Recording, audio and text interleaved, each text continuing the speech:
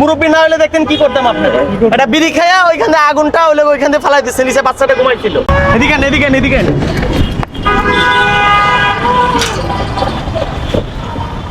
আরে ভাই ছাড়েন না ভাই। বিড়িটা কই ফেলাইছেন আপনি? দেখেন তো বিড়ি কই পড়ছে। আপনি যে বিড়ি খান তবে আপনার মাথায় কি আসলে পুষ্টিজ্ঞান কিছু নাই?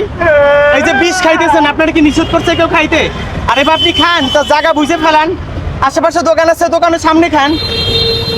একে তো খাইতেছেন বিষ, আসলে কোন জায়গায় ফেলাইতেছেন? আপনাদের জন্য আসলে দুর্ঘটনাগুলো ঘটে জানেন আপনি? এই যে আগুনগুলো লাগে কেন লাগে? কই লাগছে দেখেন তো, এটা দেখেন তো কই লাগছে। ভাই আপনি বিষ খান ভালো কথা, বিষ খান, আমরা খাইতে নিষেধ করতেছি না। আপনাদের জন্য আসলে দুর্ঘটনাগুলো ঘটে, আপনাদের জন্য আসলে আগুনগুলো লাগে। ভাই আমি জানি যে ও শুয়ে রয়েছে এখানে, আমি তো উপরতে যাইতেছি আপনি ভাই। জানেন না এখানে শুয়ে না থাকুক, এখানে তো একটা পশু শুয়ে দেখতে পারতো। আপনি বিড়ির আগুন এখানে তো কোনো একটা দুর্ঘটনা হতে পারতো, যদি একটা আগুন লেগে যায় এখানে। ড্রাইভারকে আপনি দেন, আপনি তো খায়া কি করছেন? এটা ফালাই দিয়ে আস্তে করে চলে গেছে কেন? এটা তো মন চাপে থাপ্পড় মেরে বুঝাই দিই আপনারে। মুরব্বী না হলে দেখতেন কি করতাম আপনারা। এটা বিড়ি খায়া ওইখানে আগুনটা হলে ওইখানে ফেলাই দিচ্ছে, নিচে বাচ্চাটা ঘুমাইছিল। না নিজে থেকে ভালো না, এই যে এইভাবে তো আগুন লাগে। আগুন যে লাগতেছে, যে দেখেন দেশে বর্তমান কিন্তু এখানে ওইখানে আগুন লাগতেছে, এই সমস্ত লোকদের জন্য আগুন লাগে না?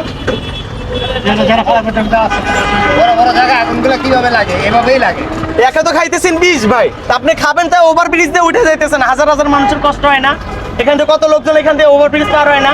বিড়ি খান যে ধোয়াটা ছাড়েন, আশেপাশে যে থাকে তারও তো ক্ষতি হয়, তারও তো নিঃশ্বাসের সমস্যা হয়।